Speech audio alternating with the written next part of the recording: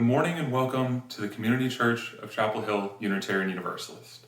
My name is Nathan Kosiba, member of the Worship Associates Ministry here at this church, and I want to welcome you to this virtual Sunday service.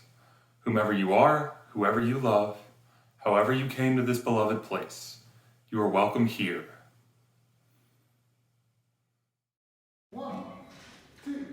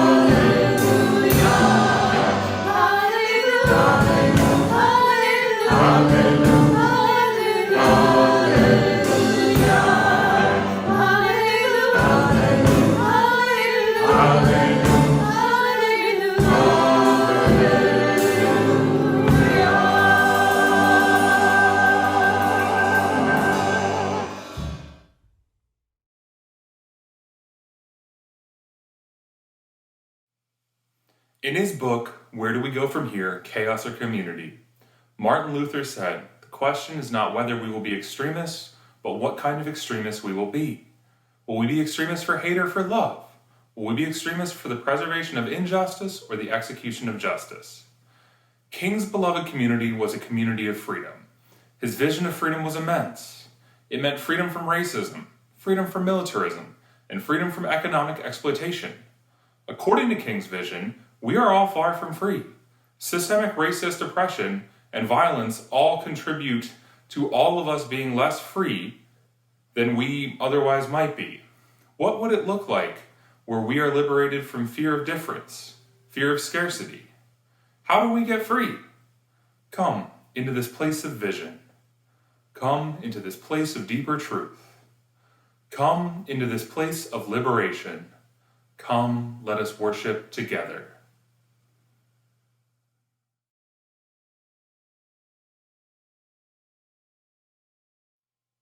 The Building Task Force leaders invite you to join them after this Sunday's coffee hour for an open discussion addressing the construction's exciting progress and updated information about the ever-closing gap between total project cost and total projected income. To attend, click on the coffee hour Zoom link anytime after 11 a.m. and stay connected when the coffee hour concludes. The Q&A session will last about 30 minutes or as long as there are questions. Also, the building folks are making a once-in-a-lifetime opportunity for all of us to have our names written on the new building's plywood walls this week before the sheetrock is hung. You are urged to email space@c3huu no later than noon tomorrow, Monday, January 18th, providing simply your name and those of other family members in our congregation. Children too, but instead of their last name, just give their age. Task force volunteers, masked of course, will be your surrogate signers. This is a way for the congregation to permanently bless the new space with our personal endorsements, thereafter to be hidden but long remembered.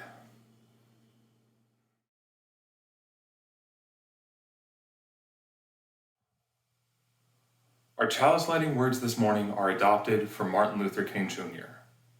Our lives begin to end the day we refuse to stand up for that which is right. Our lives begin to end the day we refuse to stand up for justice. Our lives begin to end the day we refuse to take a stand for that which is true. Our lives begin to end the day we become silent about things that matter.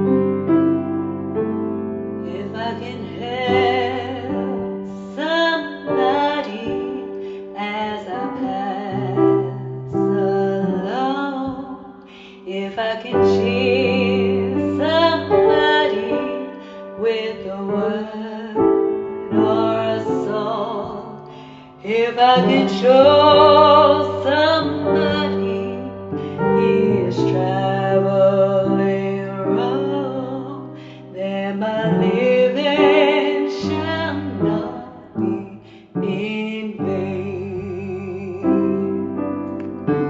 Then my living shall not be in vain. Then my living shall not be in vain. If I can help somebody as I pass along, then my living shall not be in vain. If I can do my duty as a person, if I can bring back beauty to a world abroad, if I can spread love's message that the Master taught, then my living shall not be in vain. Then my living shall not be in vain. Oh, my living shall not be in vain. If I can help somebody as I pass along, then my living shall not be in vain.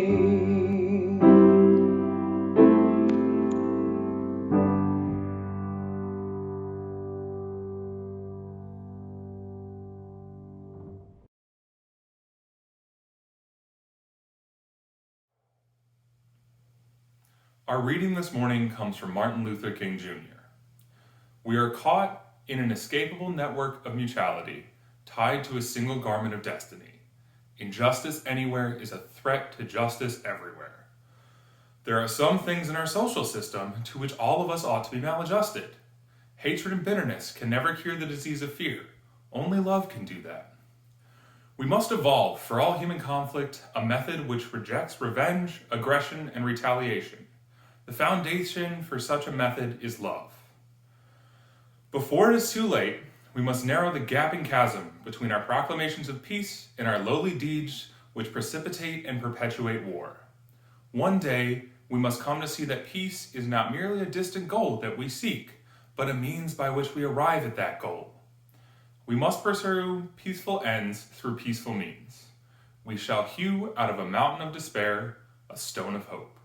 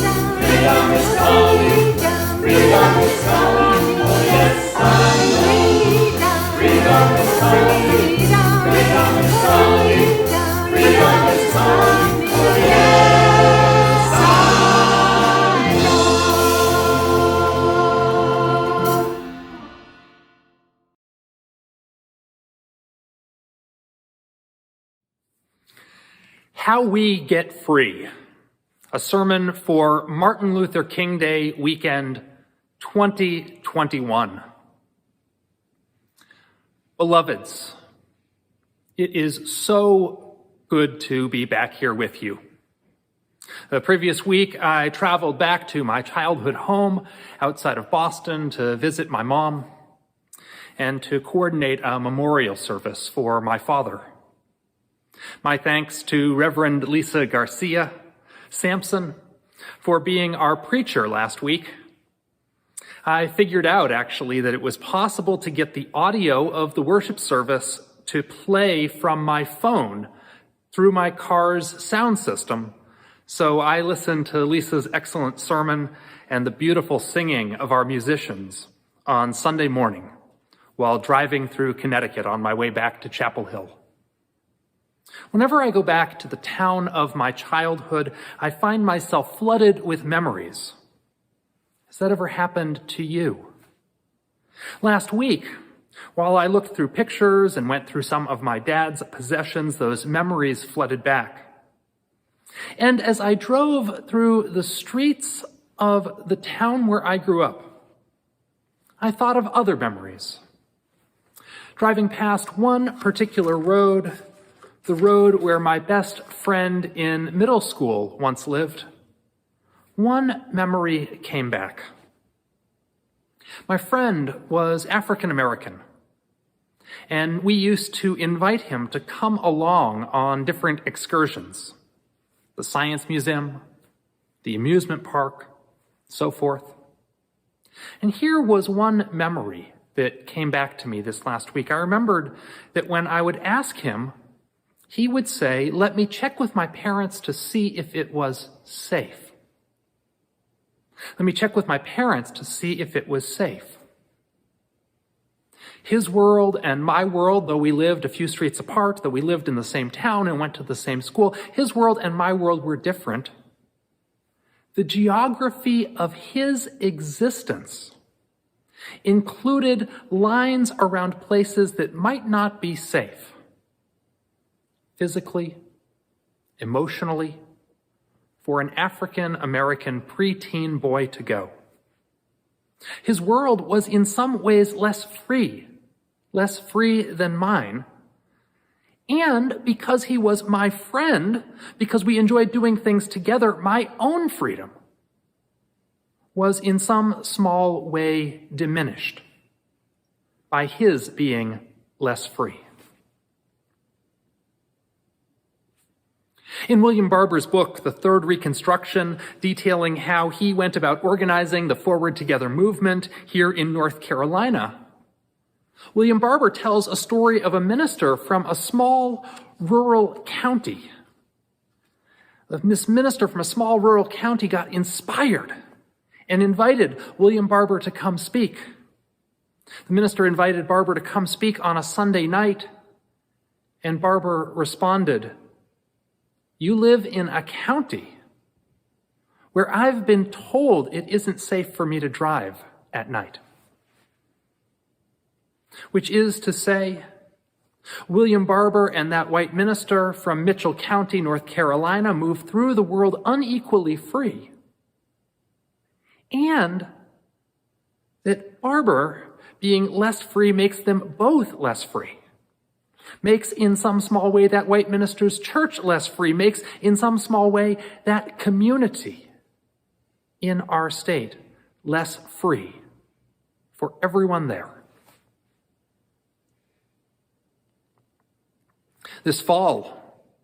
Earlier this fall, I got a call from someone asking me if I could perform a wedding for them within the next 2 months.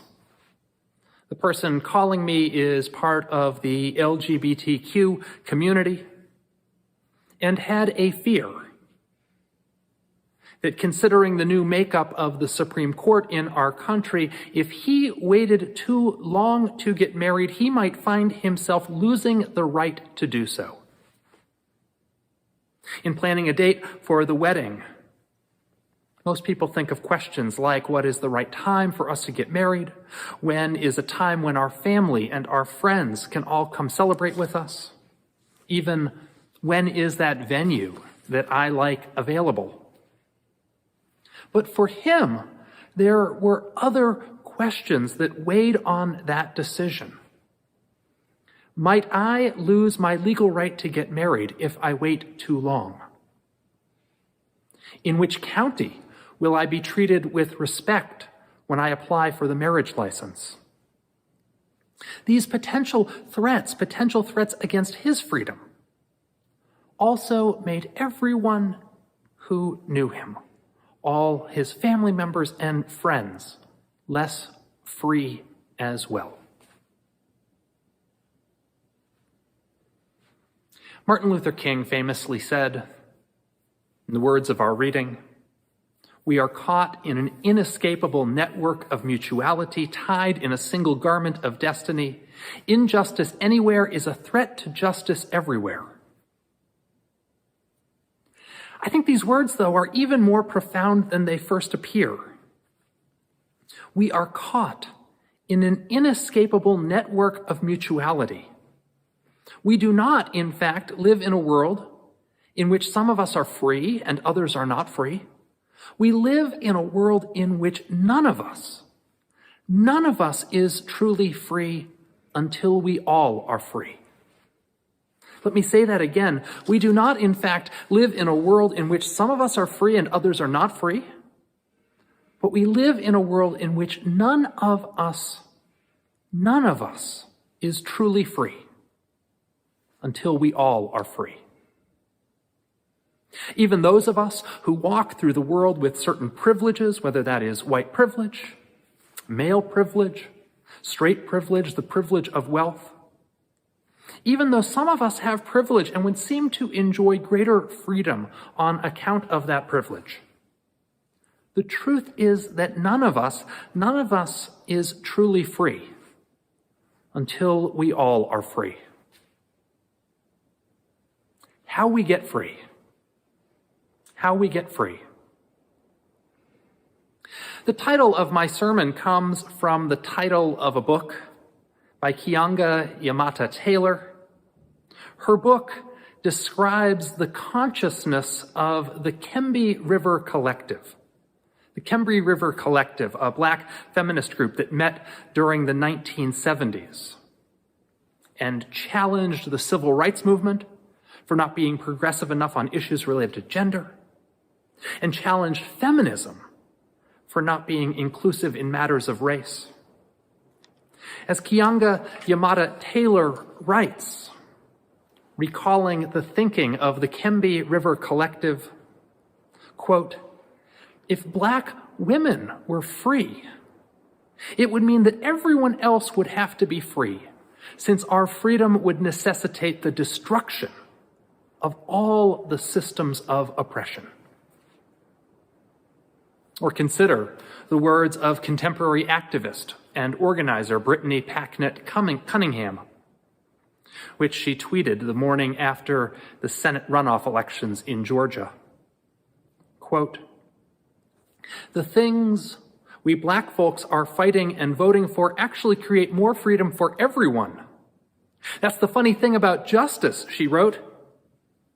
"When black people win, everybody benefits. Fancy that." So I chose that title for my sermon, How We Get Free, to represent this idea that King preached, and the Kembe River Collective proclaimed, and Brittany Packnett Cunningham knows so deep down to be true, that none of us is free until we're all free.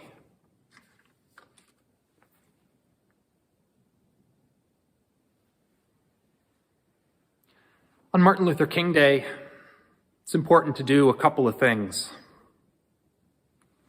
One of those things is to celebrate, to express joy for victories won, injustices overcome, lives given in faithful service to the work of building a more just world. This year, we especially lift up and honor and celebrate the life of civil rights icon, Representative John Lewis of Georgia. But it's not enough to celebrate. The second thing that Martin Luther King Day asks us to do is to take a fearless moral inventory of all the ways in which justice is not done and freedom is yet to come. When the right to vote is suppressed, when fair elections and the results of fair elections are challenged, freedom is yet to come. When someone can work full-time and still live in poverty, or when a medical emergency brings the risk of bankruptcy, freedom is yet to come. When children are taught to hide beneath their desks during active shooter drills, or legislators are forced to hide beneath their desks because a violent mob has come to the Capitol, freedom is yet to come. When there are racial disparities in employment or education, or incarceration or health care, freedom is yet to come. And when there are racial disparities in how white people are treated by the police and people of color are treated by the police, freedom is yet to come. Yes, we must celebrate victories won. Yes, we must take stock of the ways in which freedom has yet to come. But the third thing that Martin Luther King Day invites us to do is to recommit ourselves to the work of building up that better world than we have known today. Here is how we get free. One of the ways that we get free is by learning the truth so that the truth shall set us free. Over the past year in this church, we've offered so many opportunities to learn the truth about systemic racism in our nation.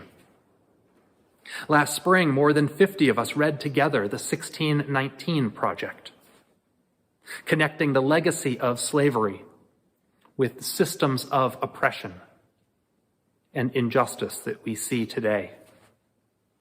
In the fall, more than 70 of us participated in the 29-day Racial Equity Challenge. Just a couple days ago, earlier this week, another large group in our church signed up for another run at that challenge. Together, so many of us have been reading books like Isabel Wilkerson's book Caste and Ibram Kendi's books about race. There are important parts of our history and our present that are too often not taught, avoided, ignored. From the history of slavery to Native American history to the undermining of Reconstruction. It is when we learn to fill in these blind spots, when we learn to hear into the silences, then the truth shall set us free. Another way we get free is by what Brian Stevenson calls getting proximate to suffering. Kianga Yamada Taylor puts it this way. She writes, "Always ally yourself with those on the bottom, on the margins, and at the periphery of the centers of power. In so doing, you will land yourself at the very center of some of the most important struggles of our society and our history." This is one of the core teachings of liberation theology. The Black liberation theology proclaimed by King and James Cone, the Catholic liberation theology proclaimed by Gustavo Gutierrez and Archbishop George Romero, among others. In liberation theology, they speak of what is known as the preferential option for the poor. If you drove by Binkley Baptist Church a few months ago on 15501, you may have seen that they put up a billboard that read, "God takes sides. God stands with the marginalized and the oppressed. God stands with the marginalized and the oppressed." That is liberation theology. That is what is known as a preferential option for the poor. That is how we get free. We get free by allying ourselves with the excluded, the marginalized. The truth shall set us free. Getting proximate is how we get free, and relationship is how we get free. One of the things that I hear about as I speak with many people in our church is people in our church forming courageous relationships outside of what might be their normal social circles. For some people, that means getting involved on a committee of the NAACP. For some people, it means taking a friendship to a deeper level. For some of us, that means being a compañera or compañero for an immigrant family. But deep down, relationship is one of the ways to get free. For relationship brings an understanding and a connection of the ways in which our freedom is tied up in each other's freedom. Relationship is one of the ways that we come to understand that I cannot be free until you are free, and you cannot be free until I am. It's one of the ways that we move towards collective liberation. The truth shall set you free. Getting proximate is how we get free. Relationship reminds us that I cannot be free until you are free. And so it is that, as King put it, we are caught in that inescapable network of mutuality, tied in a single garment of destiny. Injustice anywhere is a threat to justice everywhere. And lack of freedom anywhere is a threat to freedom everywhere.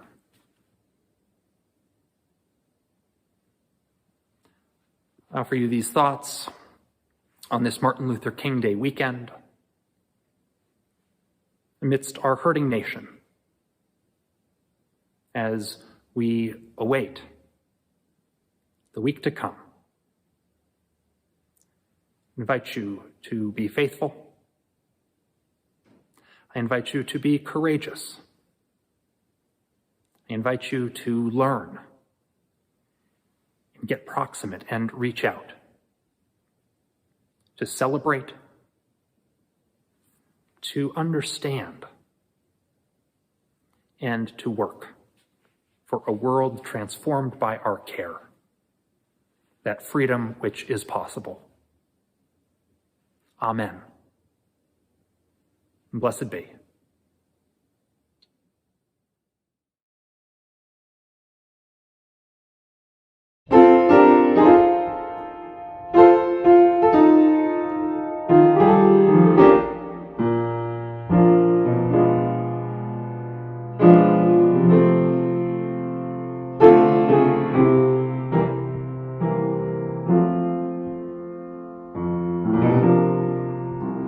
Precious love, take my hand, lead me on, let me stand. I'm tired, I'm weak, I'm alone. Through the storm, through the night, lead me on to the light. Take my hand, precious love, lead me home. When my way grows dim, precious love, linger near. When my life is almost gone, hear my cry, hear my call, hold my hand, lest I fall. Take my hand, precious love, lead me home. When the darkness appears and the night draws near, and the day is past and gone, at the river I'll stand, guide my feet, hold my hand, take my hand, precious love, lead me home. Precious love, take my hand, lead me on, let me stand. I'm tired, I'm weak, I'm alone. Through the storm, through the night, lead me on to the light. Take my hand, precious love, lead me home.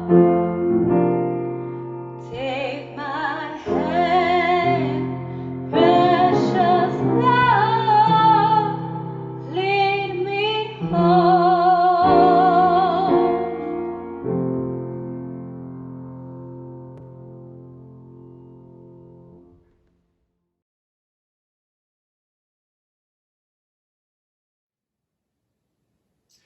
Each week, we hold in our service a time for sharing the joys and the sorrows that we bring with us into this church community.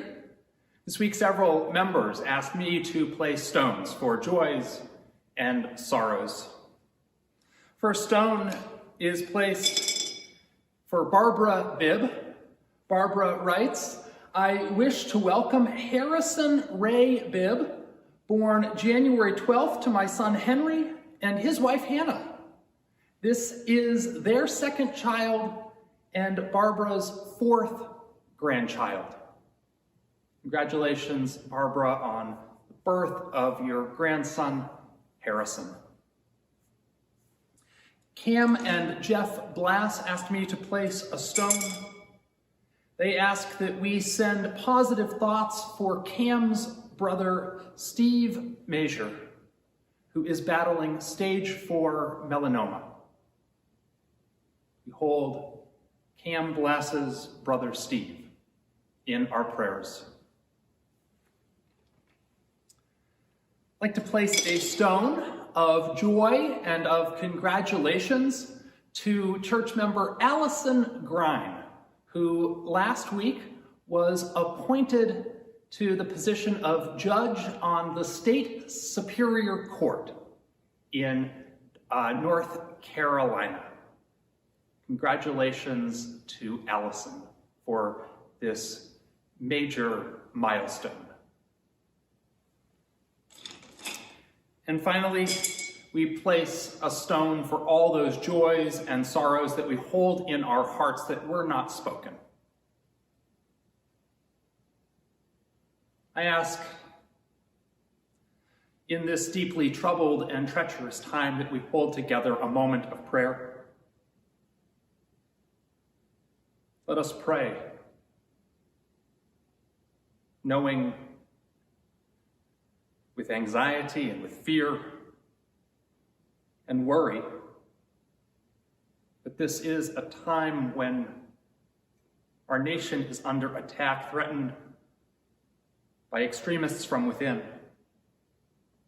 It's a time when our own National Guard has been summoned to defend elected officials from threats from within, when state houses across the country, the National Mall in Washington, D.C., have been closed because of threats of violence. May we understand this is not new, but it is the continuation of the spirit of white supremacy that has existed on this continent for more than 4 centuries. The same force behind enslavement, secession, Jim Crow, lynch mobs, and attacks on our democratic spirit. It is a force that hurts the most vulnerable, but harms all of us in the end. On this Martin Luther King weekend, may we be inspired by the legacy and the example and the witness and the service and the work of Harriet Tubman, Martin Luther King, Rosa Parks, James Baldwin, Alicia Garza, John Lewis, Stacey Abrams, so many others, named and unnamed. May we not only celebrate their legacy on this Martin Luther King weekend, but may we add to seek our names to those who have continued and furthered this righteous legacy. When we work in this spirit, we continue to build. We work to build the beloved community. And when we work in this spirit, we know that someday and some way we shall overcome. For the forces of love, of justice, and of beloved community are stronger. And we are stronger when we live in that spirit. Amen. I love you. Blessed be.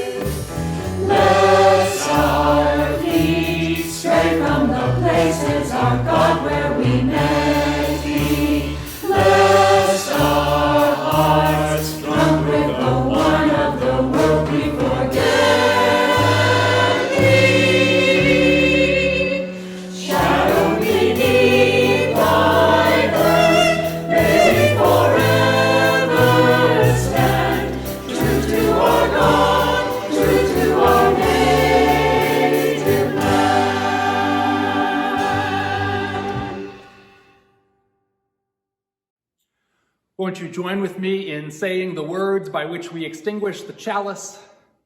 We extinguish this flame, but not the light of truth, the warmth of community, or the fire of commitment. These we carry in our hearts until we are together again.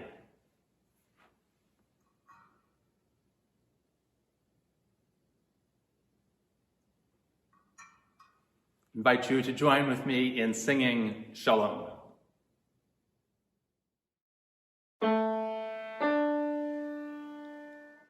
Shalom.